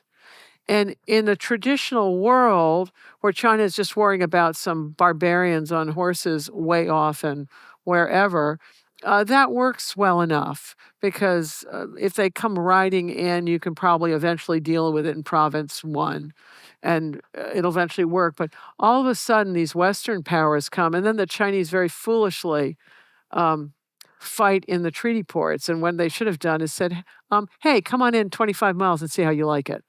Or let's try 50. And the British would have had real trouble with that. And it's a real failure of strategy that they can just own. So they love to complain about the foreign Chinese today, about foreign imperialists, and they don't look at their own gross incompetence. They, what is it? This country, we're dealing with Britain. Britain's a lot closer to us than it was to China. Their population was larger than the American colonists, and George Washington and friends gave them a run for their money, right? The Chinese, what's their problem? They should have been able to deal with it, but it's a case of lacking leadership, lacking institutions, that these things matter. You even have all the resources in the world. So this country needs to watch it. We may have all the resources in the world, but if we don't organize ourselves appropriately, or if we do a whole bunch of own goals with our own leadership, it will cause problems. Talk about the long run institutional effects of history. What you just mentioned about the provincial governments controlling a large share of Chinese resources. You go from that period, so under the Qing dynasty, then you have the Republic, then you have the Warring States period, then you have the Japanese in control of parts of the country, and then you have the communists, nationalists and then communists. Yeah, constant warfare. But after 5 different regime changes, this dynamic in China, today, in the U.S., 50% of output, like government spending, is done by the federal level, 50% is done by the state level. And in China, it's 85% of the local level, 15% of the national level. And a big problem recently has been the fact that the local government has financed a lot of construction that wasn't economically valuable. But this, you can go back 100 years to this period, or more than 100 years to this period, and the same problem of provincial governance. Yeah, it still comes up again. Under the Qing, it was local areas had to finance all of the government. The central government didn't finance hardly anything, and that was always a problem, and led to massive corruption. Because if you don't have a budget, then you have to do some way of getting graft or something from people to pay for things. So this is enduring and. It's a different institutional setup of how you're going to run things. Institutions matter. They channel decision making. They channel how money can or can't be made. It's consequential. So part of the reason that Russia loses is that this is not the main priority for them. But if that's the case, before the war, Japan produces agreement which would allow Russia to maintain their sphere of control over Manchuria, Japan to maintain their sphere of control over Korea, and then Russia refuses this. Right. And that's why Japan decides to do the surprise attack. Yeah. Obviously, after the war, Russia is in a much more disadvantageous position. But do we understand why they were not game to consider this before the war? Because it's a gross underestimation of the enemy. They're thinking these people are a bunch of nobodies. And then Nicholas II had an unfortunate incident in Japan. Who knows whether this influenced him or not. So he does the royal tour, right, while his dad's still alive. And he goes all the way around, winds up in Japan, and a samurai there, or somebody tries to assassinate him with a sword. So Nicholas always has a scar up here. And so I imagine that didn't leave happy memories of the Tsarevich. It is a pretty cool story, though. I almost got assassinated by a samurai, and here's my scar. Yes, whatever. Anyway, that's what happened to him. But I think it's this gross. It's the feeling that there's no need, right? And it goes back to grossly underestimating other people and the problem with racism. You think you're so special, and other people are so unspecial. Wrong. Mm-hmm. And then the Japanese are amazing. Think about it. They're on the group of 7 of major economies, right? And it's major economies and major democracies. They're the only non-Western power there. And they don't get there out of charity. It's out of their own achievements.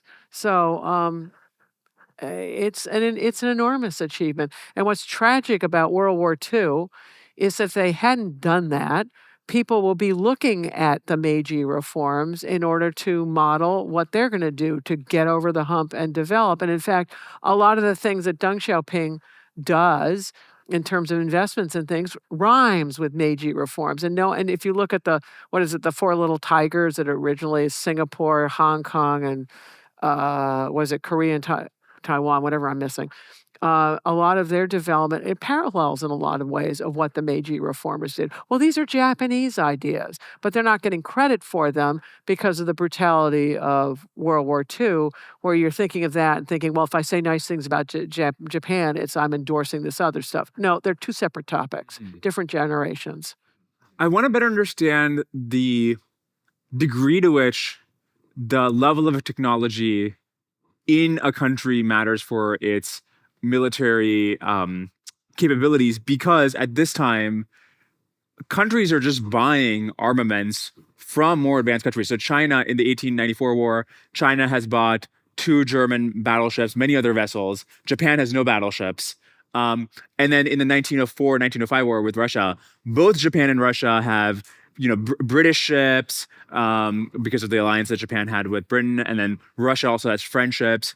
So if they're able to procure the most advanced weaponry from the West, does it matter what their level of technological development? Yeah, you have to learn how to is? use it, right? So and you have to maintain it. The Russians had this fancy fleet that their aristocrats wanted to buy, so they're good at cutting checks. Yep. But they aren't doing any training on it. If you do numbers of days, like days at sea for the Russians, it's laughable. And also it's cold, so all winter no one's going anywhere. Whereas the Japanese are constantly deploying their forces, and they're learning, doing all kinds of practice and things. So you can imagine if you don't do any practice, it's not going to go very well for you. But on the counter argument to this technology is if the value of the object is high, and if you're like an intervening power messing in somebody else's country, it may not matter on the technology, or it matters, but that these people will never give up. So in the American Revolution, the British had us on technology. I mean, it's incredible. They actually could supply, in an age of sail and horses, they could supply things by sailboats and keep it going. But we were just totally obnoxious, and we would never give up, right? And this is the problem with the United States in Afghanistan. Talk about a backwards place. Doesn't get more backwards. Or Iraq is the locals just never gave up. They may not have the technology, but it's like, it's our house and we want you out of here. We're never quitting. And this would be Russia's problem in Ukraine. It's going to go on. Mm-hmm. So technology is important, but also the value of the object. What is the relative value of whatever you think win is? And if you're an Iraqi, it's a lot higher for you than it is for some American intervening there. Or if you're looking for Japan and empire, it's a lot higher for Japanese who are looking at China and thinking that's going to be their fate. And maybe they're misidentifying the cure. That's a whole different matter, but that's what they look at it. Then for Russia, which is, who even cares? There's nothing this part of the world actually offers Russia other than bigger, more lines on a map that looks bigger. So, speaking of winning, after the war, as you mentioned, Theodore Roosevelt mediates the peace treaty between Russia and Japan, and he wins the Nobel Peace Prize for this. At least one president gets one. And the Treaty of Portsmouth is heavily criticized in Japan in the following years for not giving them the concessions they feel are warranted as a result of their victory. I don't think there's any reparations. There's many territorial disputes that don't end up landing in Japan's corner. So potentially a lesson to learn here is that you should, if you give too relaxed peace terms, then the person who wins will feel aggrieved and they'll go at it again. Although the other lesson, if you have a Treaty of Versailles, where it seems like you should learn the opposite lesson, that if you have too aggressive peace terms, then the person who lost will come back and have this sense of being aggrieved. And this is a general problem in history. It feels like there's an equal and opposite lesson.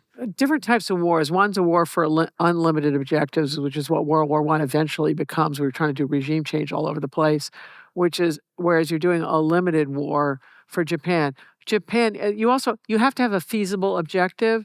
If Japan had demanded more at those peace talks, Nicholas II would have gone back to war and he would have slaughtered them because he had all these crack troops that are just sitting there in theater. And the Japanese literally don't have the men, so that Russia it's got 3 times the army now. It's there, and they can bring them in at 100,000 a month.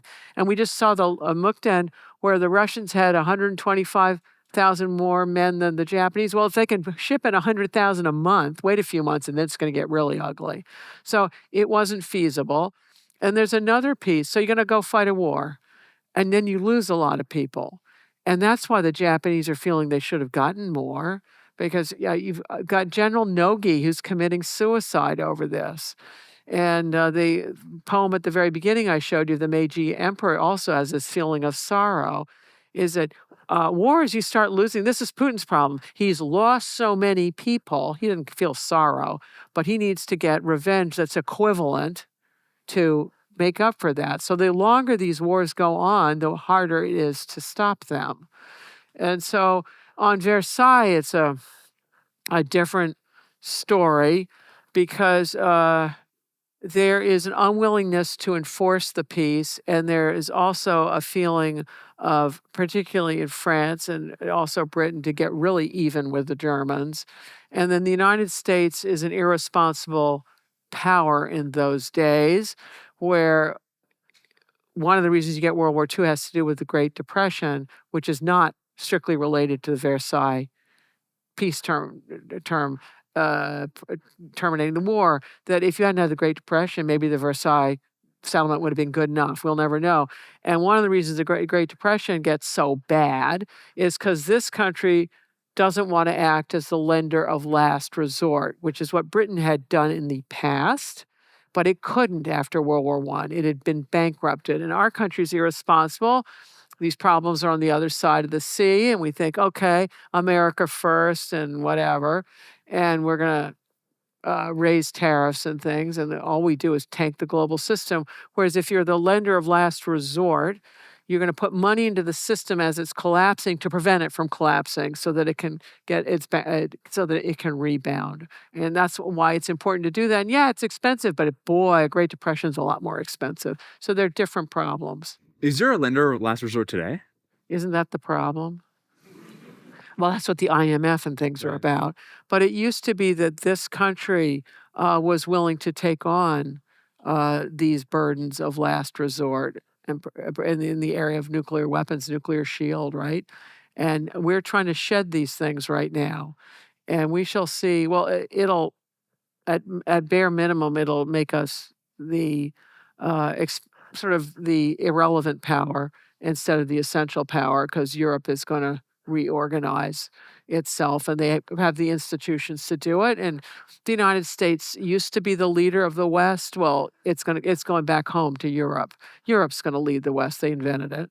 And they have an extensive set of institutions to do this.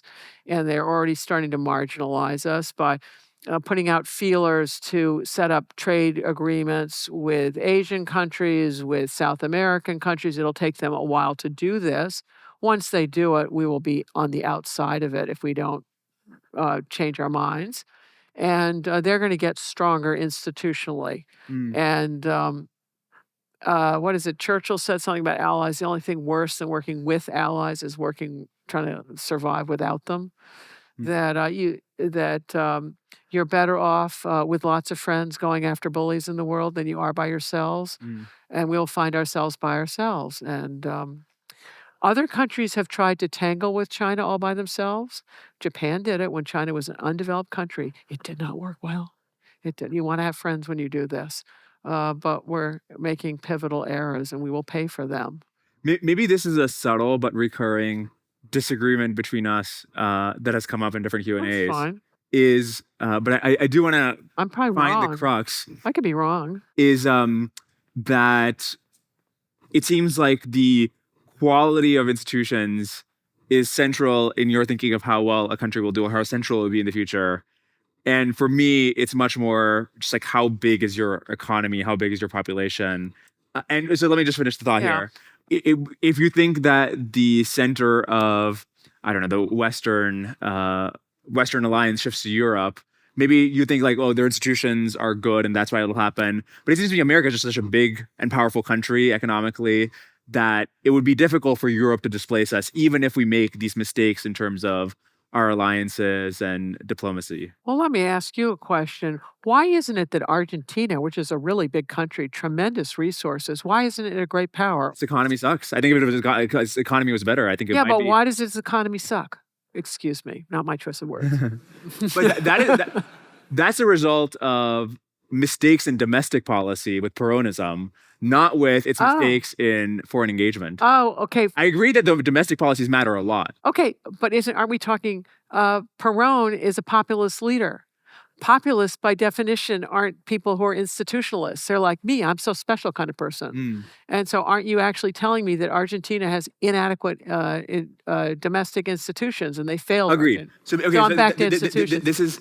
this is great because then we're identifying the real crux. So that maybe the crux is we both agree that institutions matter. I think they really matter because they shape the trajectory of economic growth. Yeah. Okay, they but do. I think like the sort of They like do. their effects on, right? Like, Like if you I think, look at Russia, I mean, lousy institutions, that place should be rich.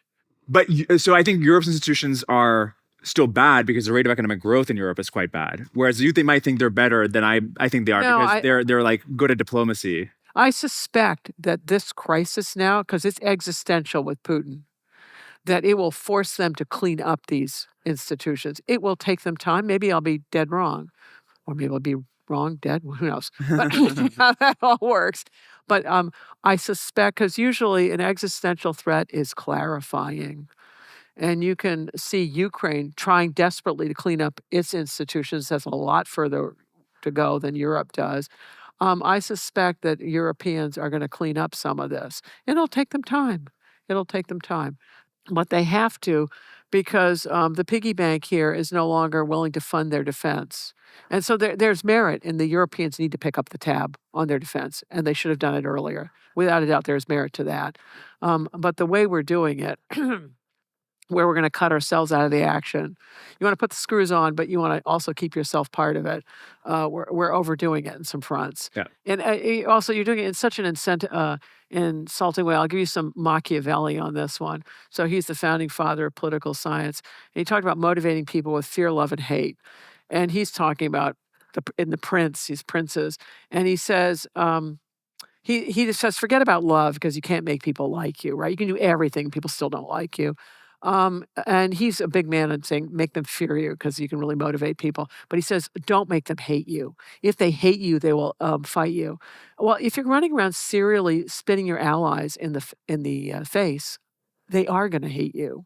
And it won't work out well. It's just it's a bad strategy. Don't do it. The clickbait of insulting someone who comes to your house, that's very temporary. But the hatred of it, and also other people viewing it and going, this is what qualifies as American diplomacy. Those memories are long term. It's unwise. Mm-hmm. Are you game from some audience questions? Sure. Okay, Anonymous asks, Anonymous, brave person. what is a good grand strategy for minor power that wants the status quo to continue? For example, President of South Korea probably does not want China and the US fighting over Taiwan. It's allies and alliance systems. Smaller powers have been tremendously influential in the rules-based order on how it's developed. In fact, they've provided some of the really good ideas over the years. So it's cooperate because if you have allies, this is what the United States doesn't get. Yeah, we're big, but if we're going after everybody else, they're bigger. So if you're small, and this is how Europe is important. There are a lot of small countries or medium countries, but when they get together, they get powerful. When they add in Japan, they got equivalent GNP of us. And then you start adding other people in, and they're bigger. And yes, it takes a long time to negotiate whatever the agreement is going to be, but once you agree, it's powerful. And so that's the answer. This is how we have as much of a rules-based order as we do, which allows everyone in the audience to take a little piece of plastic called a credit card, go to any country in the world, pretty much. I wouldn't go to North Korea, but most countries, and you use that credit card, and if it says you have enough money to buy a Mercedes and there's a Mercedes in the shop, the chances are the credit card will go through and you can buy your Mercedes. And it's just a piece of plastic, but this is the rules-based order that most of us are into, and it's because we agree with each other on these things. Denny Trimkev asks, what made Japan a more fertile ground for Western ideas than China? Was China just too big for meaningful institutional change in the same time scale? This is my guess, because who knows? But I think China is suffering from the incredible success of its civilization. It had been the dominant civilization of Asia forever and ever for excellent reasons. I mean, if you look at the achievements of China, they're amazing. And for Japan, it had always been in China's shadow, and the Japanese had always tried to learn from others. The Chinese also learned from others. A lot of their institutions come from the Manchus, right? But they pretend that we sinify these people, and so they're actually Han Chinese achievements. Well, not so much actually. But the myth lives on that anything that's worth knowing emanates from China. Well, hubris, right? This is a human condition, and the Chinese get a fatal case. And the argument, what I'm wondering about is whether this country has got a fatal case right now of just, we know everything, we can do everything. May not work out so well. This leads in very nicely to the next question. Lydia Dean asks, in the spirit of the Meiji delegates sending out to explicitly study the West, where would the United States do well to send delegates today? Delegates today? Our allies. And start by apologizing to them. That would be step one. I can't see that ever happening. But yeah, it's use these we have all these international organizations, use them. We're in the process of firing the State Department. I believe when WikiLeaks leaked a lot of their memos and things, and the New York Times was reporting on it, I believe what it revealed is incredibly accurate reporting of whatever place they were assigned to, and describing things in really accurate detail that would enable U.S. policymakers then to make an accurate assessment and determine to do what's next. But that's not what we're doing.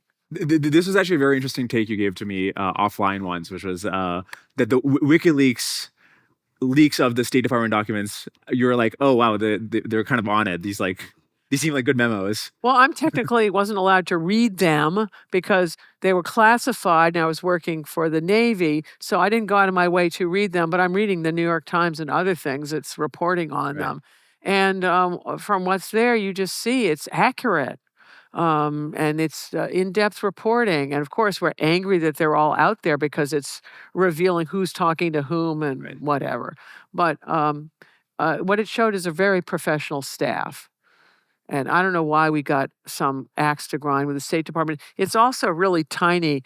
Working at the War College on student solutions to the world's problems, they would always say quadruple the State Department's budget because it's really tiny compared to the military budget. Because there's an understanding that what much of the U.S. government does, if it's doing what it's supposed to, is it's preventing catastrophes.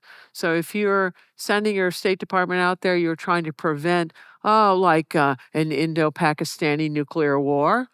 And we've sent diplomats at different times to prevent that from happening. And who knows why it didn't happen? Maybe it wasn't the State Department, but all over the world trying to prevent these things. Or if you think about the government, it's about setting all these standards to prevent disasters. Like I've talked to you offline, so this will be repetitive for you. But like you immunize people to prevent disease. Can I prove who didn't get what? No, I can't. I can talk about people who got bad reactions to it. But then there's a failure to understand, there are some bad reactions, but let's look at the much greater number of people who are alive in our own day. And earlier when President Roosevelt had polio and people were scared to death of getting polio, they understood about the importance of these things. And everyone was lining up to get the polio vaccine when Dr. Salk invented it. And there are other things like having enough meteorologists to predict storms. And so you can get people out of summer camps when you need to get the people out of summer camps. And having spending the government funds to have the appropriate sirens and things. And what people aren't they're looking at the expense of doing these things and saying, they're preventing disasters.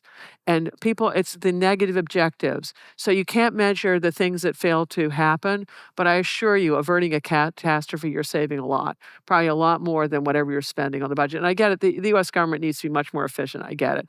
But tearing the whole place down is going to be a mistake, and we will get more catastrophes. All right, next month we're doing a podcast with you and Elon together. Oh, Elon? Oh, lucky me. Oh, well, that's a whole other thing. There are. Maybe we should save that for the next lecture. Yeah, okay. Oh, yes. Yes, the different varieties of American hubris. Yes. Welcome to San Francisco, Sarah. Well, one a variant of hubris A is I'm an American. I don't need to consult any other country, and it's just whatever Washington does or doesn't do. That determines how the world works. It's half-court tennis. It ignores what the other team is doing, and it doesn't work out well. And then there's the Silicon Valley or whatever it is. It's a different variant. It's what I call type 2 hubris. I'm incredibly talented in one area, which he is, incredibly talented, or whatever. He's made himself a household word. Not everyone can do that. But you're thinking, because I'm good at one thing, this is transferable to everything else. Well, okay, I got news. There's all kinds of expertise, and it's important. But if I take a really good hairdresser and make them an auto mechanic, or the auto mechanic a hairdresser, it is not going to work out well. So you have to line these things up correctly. And this type 2 hubris is thinking, oh, I'm smart at one thing, and therefore I can do everything. And these people are making decisions in areas where they have no expertise, and it will not work out well. Great place to close. Yes. I hope you enjoyed this episode. If you did, the most helpful thing you can do is just share it with other people who you think might enjoy it. Send it to your friends, your group chats, Twitter, wherever else. Just let the word go forth. Other than that, super helpful if you can subscribe on YouTube and leave a 5-star review on Apple Podcasts and Spotify. Check out the sponsors in the description below. If you want to sponsor a future episode, go to dwarkesh.com/advertise. Thank you for tuning in. I'll see you on the next one.